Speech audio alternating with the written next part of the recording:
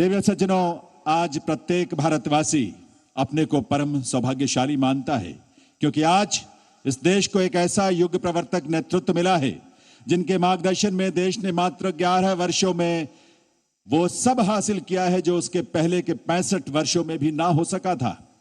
विकसित भारत के लिए संकल्पित नए भारत के शिल्पी जिनके व्यक्तित्व और कृतित्व से दुनिया भर में भारत का गौरव बढ़ा है, देश के ऐसे यशस्वी प्रधानमंत्री श्री नरेंद्र मोदी जी से आइए आप सबकी करतल ध्वनि के साथ विनम्र अनुरोध करें उनके संबोधन के लिए, उनके ओजस्वी उद्बोधन के लिए। माननीय प्रधानमंत्री महोदय।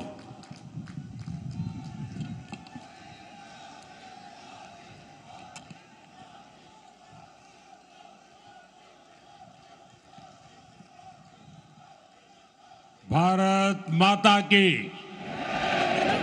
भारत माता की, माई दंतेश्वरी की, मां महामाया की, मां बमलेश्वरी की, छत्तीसगढ़ महतारी की।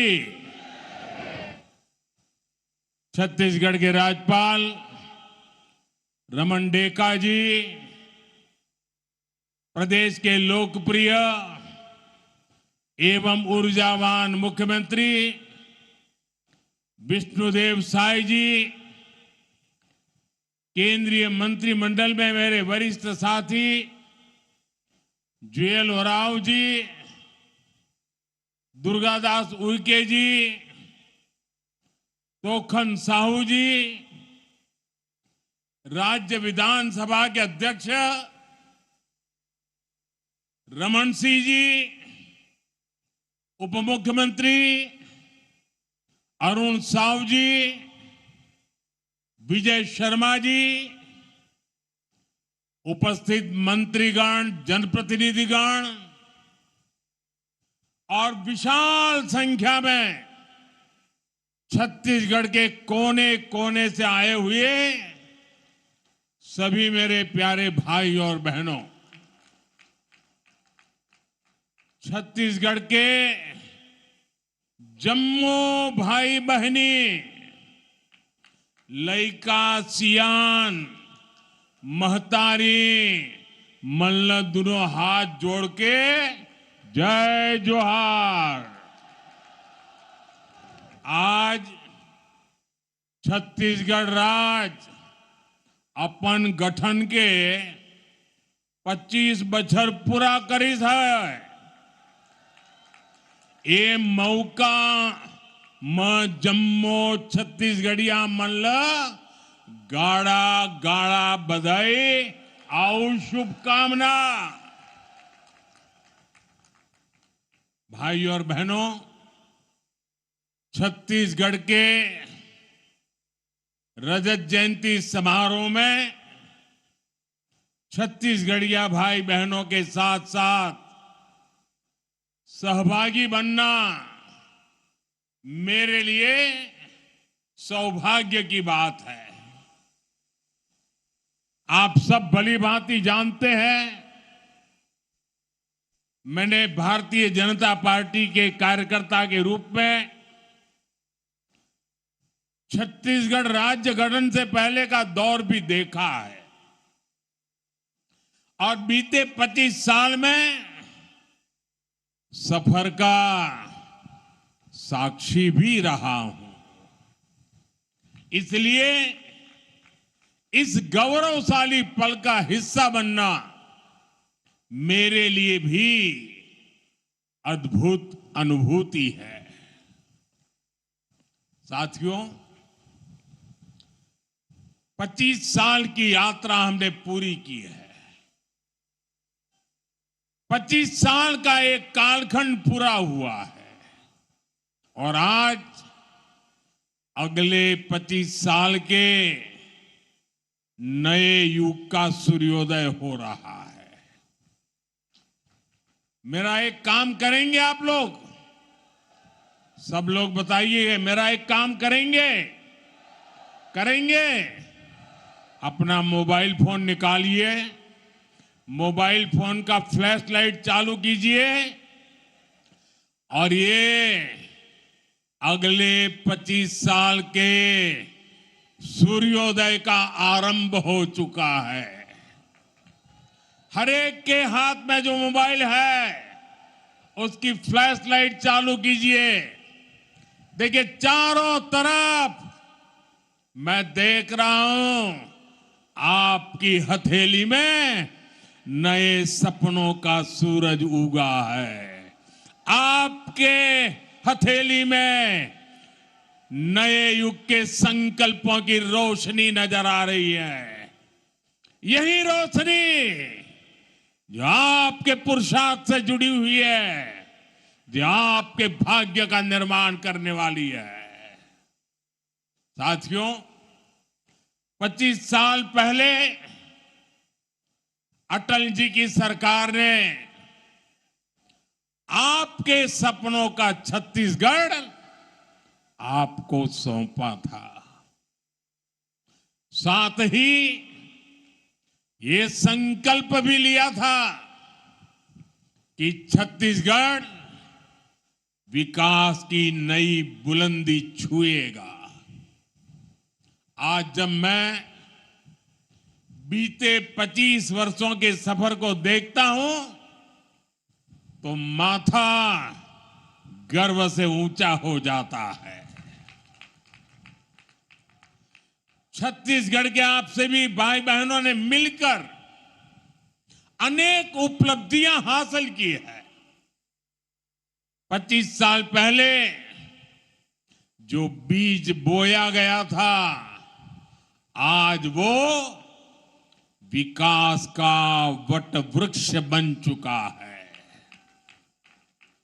छत्तीसगढ़ आज विकास के पथ पर तेज गति से आगे बढ़ रहा है। आज भी छत्तीसगढ़ को लोकतंत्र का नया मंदिर, नया विधानसभा भवन मिला। यहां आने से पहले भी मुझे आदिवासी संग्रहालय के लोकार्पण करने का अवसर मिला। इस मंच से भी लगभग 14,000 करोड़ रुपए की योजनाओं का शिलान्यास और लोकार्पण हुआ है। मैं विकास के इन सभी कार्यों के लिए आप सभी को बहुत बहुत बधाई देता हूं। साथियों, साल 2000 के बाद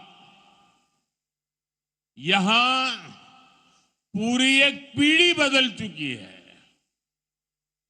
आज यहां नौजवानों की एक पूरी पीढ़ी है जिसने 2000 पहले के वो पुराने दिन नहीं देखे हैं। जब छत्तीसगढ़ बना था तब गांवों तक पहुंचना मुश्किल था। उस समय बहुत सारे गांवों में सड़कों का नामो निशान तक नहीं था। अब आज छत्तीसगढ़ के गांवों में सड़कों का नेटवर्क 40,000 किलोमीटर तक पहुंचा है। बीते 11 वर्षों में छत्तीसगढ़ में नेशनल हाईवे का अभूतपूर्व विस्तार हुआ है। नए नए एक्सप्रेसवे अब छत्तीसगढ़ की नई शान बन रहे हैं।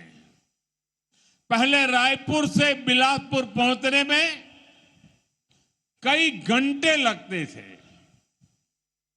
अब उसका समय भी घटकर आधा ही रह गया है। आज भी यहां एक नए 4 लेन हाईवे का शिलान्यास किया गया है।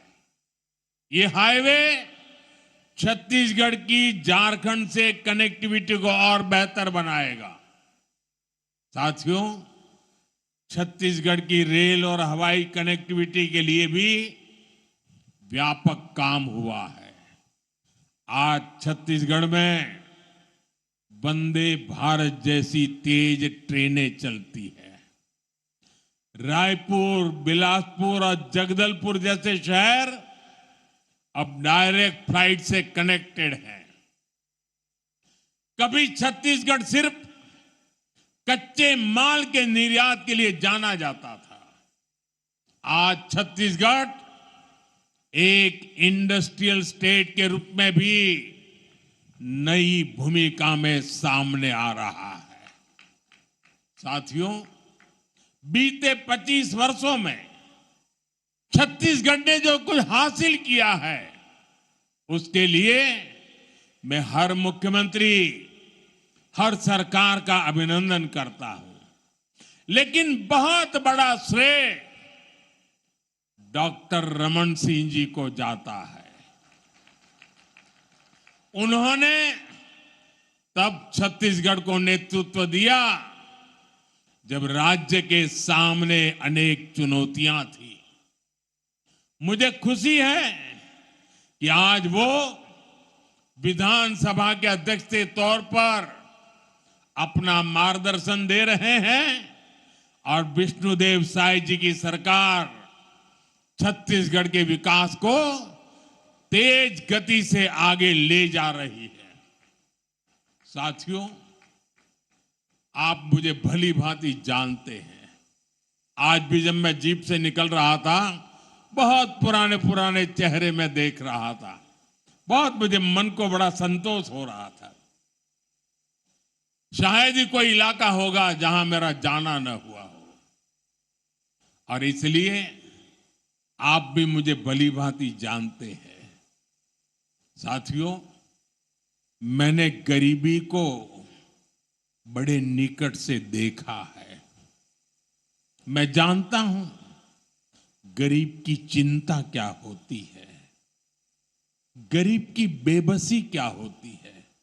इसलिए जब देश ने मुझे सेवा का अवसर दिया तो मैंने गरीब कल्याण पर बल दिया। गरीब की दवाई, गरीब की कमाई, गरीब की पढ़ाई और गरीब को सिंचाई की सुविधा, इस पर हमारी सरकार ने बहुत फोकस किया है। मैं आपको एक उदाहरण देता हूं। साथियों, 25 साल पहले हमारे इस छत्तीसगढ़ में सिर्फ एक मेडिकल कॉलेज था।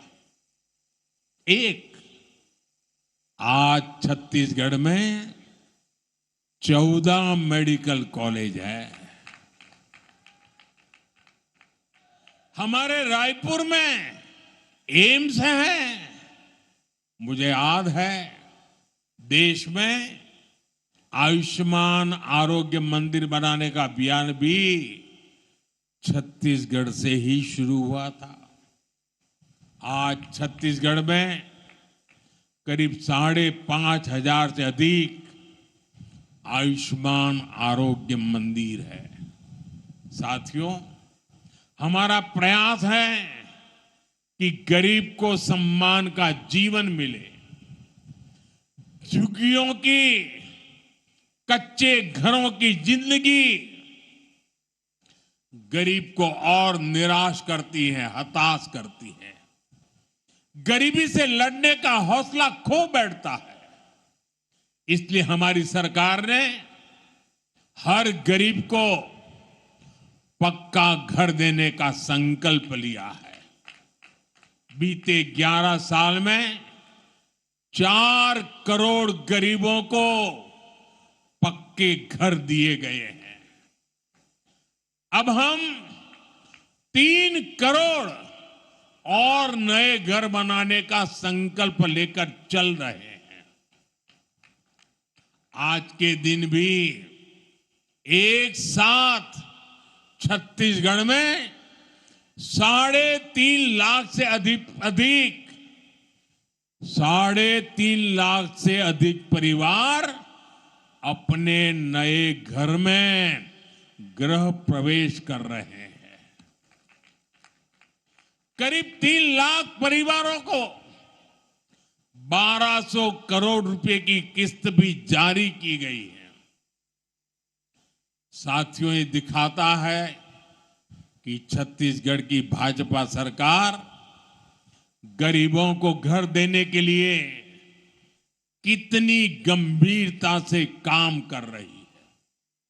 पिछले 1 साल में ही गरीबों के 7 लाख पक्के घर हमारे छत्तीसगढ़ में बने हैं। और ये सिर्फ आंकड़ा नहीं है, हर घर में एक परिवार का सपना है, एक परिवार की अपार खुशियां समाई है। मैं सभी लाभार्थी परिवारों को बहुत बहुत शुभकामनाएं देता हूं। साथियों, छत्तीसगढ़ के लोगों का जीवन आसान बने, आपके जीवन से मुश्किलें कम हो, इसके लिए हमारी सरकार लगातार काम कर रही है। आज छत्तीसगढ़ के गांव-गांव में बिजली पहुंच चुकी है। जहां बिजली नहीं आती थी, वहां आज जमाना बदल गया। आज तो वहां इंटरनेट तक भी पहुंच चुका है। कभी सामान्य परिवार के लिए गैस का सिलेंडर, एलपीजी गैस कनेक्शन बहुत बड़ा सपना होता था।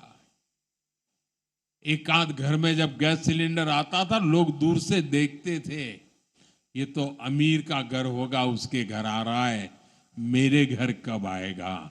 मेरे लिए मेरा हर परिवार गरीबी से लड़ाई लड़ने वाला परिवार है, और इसलिए उज्ज्वला गैस का सिलेंडर उसके घर पहुंचाया।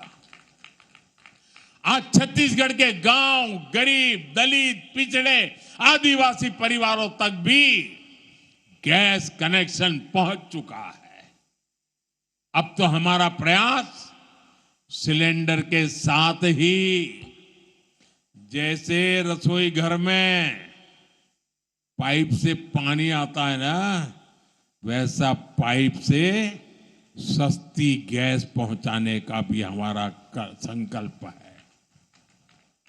आज ही नागपुर झारसुगुड़ा गैस पाइपलाइन राष्ट्र को समर्पित की गई है।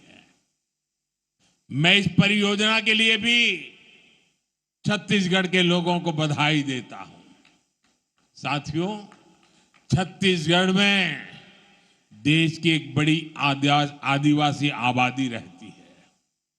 ये वो आदिवासी समाज है जिसका एक गौरवशाली इतिहास रहा है, जिसने भारत की विरासत और भारत के विकास के लिए बहुत बड़ा योगदान दिया है। आदिवासी समाज का योगदान पूरा देश जाने, पूरी दुनिया जाने, इसके लिए हम निरंतर काम कर रहे हैं। देश भर में आदिवासी स्वतंत्रता सेनानियों के संग्रह बनाना हो, संग्रहालय बनाना हो, या भगवान बिरसा मुंडा के जन्म दिवस को जनजातीय गौरव दिवस घोषित करना हो, हमारी कोशिश यही है कि आदिवासी समाज के योगदान का हमेशा गौरवगान होता रहे। साथियों, आज इसी कड़ी में हमने एक और कदम उठाया है। आज देश को शहीद वीर नारायण सिंह आदिवासी स्वतंत्रता संग्राम सेनानी संग्रहालय आज देश को मिला है। इसमें आजादी से पहले के 150 से अधिक वर्षों का आदिवासी समाज के संघर्ष का इतिहास दर्शाया गया है। हमारे आदिवासी स्वतंत्रता सेनानियों ने कैसे आजादी की लड़ाई लड़ी, उसकी हर बारीकी यहां दिखती है। मुझे पूरा विश्वास है ये संग्रहालय आने वाली पीढ़ियों को प्रेरित करता रहेगा। साथियों, हमारी सरकार एक तरफ आदिवासी विरासत को संरक्षण दे रही है, दूसरी तरफ आदिवासियों के विकास और कल्याण पर भी जोर दे रही है। धरती आबा जनजातीय ग्राम उत्कर्ष अभियान देश के हजारों आदिवासी गांव में विकास की नई रोशनी पहुंचा रहा है। ये करीब 80,000 करोड़ रुपए की योजना है। 80,000 करोड़। आजाद भारत में इस स्केल पर आदिवासी इलाकों में काम कभी नहीं हुआ। ऐसे ही सबसे पिछड़ी जनजातियों के विकास के लिए भी पहली बार कोई राष्ट्रीय योजना बनी है। पीएम जन मन योजना के तहत पिछड़ी जनजातियों की हजारों बस्तियों में विकास के काम हो रहे हैं। साथियों, आदिवासी समाज पीढ़ियों से वन उपज इकट्ठा करता है। ये हमारी सरकार है जिसने वन धन केंद्रों के रूप में वन उपज से अधिक कमाई के लिए अवसर बनाए, तेंदुपत्ता की खरीदी के बेहतर इंतजाम किए। आज छत्तीसगढ़ में तेंदुपत्ता संग्राहकों को भी पहले से कहीं अधिक पैसा मिल रहा है। साथियों, मुझे आज इस बात की भी बहुत खुशी है कि आज हमारा छत्तीसगढ़ नक्सलवाद, माओवादी आतंकी बेड़ियों से मुक्त हो रहा है। नक्सलवाद की वजह से आपने 50-55 साल तक जो कुछ झेला वो पीड़ादायक है। आज जो लोग संविधान की किताब का दिखावा करते हैं, जो लोग सामाजिक न्याय के नाम पर घड़ियाली आंसू बहाते हैं, उन्होंने अपने राजनीतिक स्वार्थ के लिए आपके साथ दशकों तक अन्याय किया है। साथियों, माओवादी आतंक के कारण लंबे समय तक छत्तीसगढ़ के आदिवासी इलाके सड़कों से वंचित रहे। बच्चों को स्कूल नहीं मिले, बीमारों को अस्पताल नहीं मिले, और जो जहां थे बम से उड़ा दिया जाता था। डॉक्टरों को, टीचरों को मार दिया जाता था, और दशकों तक देश पर शासन करने वाले आप लोगों को अपने हाल पर छोड़कर वे लोग एयर कंडीशन कमरों में बैठकर अपने जीवन का आनंद लेते रहे। साथियों, मोदी अपने आदिवासी भाई बहनों को हिंसा के इस खेल में बर्बाद होने के लिए नहीं छोड़ सकता था। मैं लाखों माताओं बहनों को अपने बच्चों के लिए रोते बिलखते नहीं छोड़ सकता था। इसलिए 2014 में जब आपने हमें अवसर दिया तो हमने भारत को माओवादी आतंक से मुक्ति दिलाने का संकल्प लिया, और आज इसके नतीजे देश देख रहा है। 11 साल पहले देश के 125 जिले माओवादी आतंक की चपेट में थे, और अब 125 जिलों में से सिर्फ 3 जिले बचे हैं, 3, जहां माओवादी आतंक का आज भी थोड़ा रुबाब चलाने की कोशिश हो रही है। लेकिन मैं देशवासियों को गारंटी देता हूं, वो दिन दूर नहीं जब हमारा छत्तीसगढ़, हमारा हिंदुस्तान, इस हिंदुस्तान का हर कोना माओवादी आतंक से पूरी तरह मुक्त हो जाएगा। साथियों, यहां छत्तीसगढ़ के जो साथी हिंसा के रास्ते पर निकल पड़े थे, वो अब तेजी से हथियार डाल रहे हैं। कुछ दिन पहले कांकेर में 20 से अधिक नक्सली मुख्य धारा में लौट आए हैं। इससे पहले 17 अक्टूबर को बस्तर में 200 से अधिक नक्सलियों ने आत्मसमर्पण किया था। बीते कुछ महीनों में ही देश भर में माओवादी आतंक से जुड़े दर्जनों लोगों ने हथियार डाल दिए हैं।